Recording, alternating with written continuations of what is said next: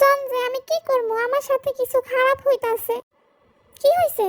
আমাকে খাইতে দিব না কইছে। আমার সামনে মজার মজার খাবার দিছে, কইছে খাইতে না, কইছে এগুলা খাইলে আমারে বের করে দিব।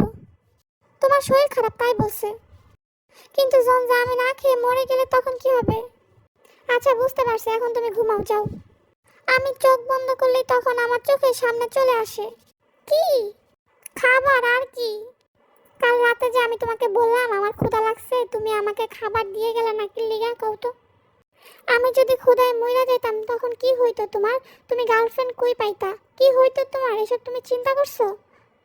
তোমার কি উচিত ছিল না আমাকে খাবারটা দিয়ে আসার? এখন তো আমি ফুলছি। হুম হুম হুম। আমার জীবনের সব থেকে বড় ভুল হয়েছে, আমি বুঝতে পারি নাই। তুমি মইরা গেলে আমি আর মেয়েই পাইতাম না, কি যে হইতো আমার। হুম হুম হুম হুম হুম। সরি, আমি নেক্সট টাইম থেকে লক্ষ্য রাখবো যেন আমার এরকম ভুল আর না হয়। আমি তোমারে খাবারের কথা বলছি দেখে তুমি আমারে ভেঙাইতেছো। আমি ভাবতেই পারি নাই তুমি এমন করবা। আমি আর কখনো বলবো না, কোনো দিনও বলবো না খাবারের কথা তোমাকে। আমি বুঝতে পারতেছি না আমি এমন কি করছি যেটাতে তুমি এরকম রিয়েক্ট করতেছো। এটা নিয়ে এমন করার কি আছে?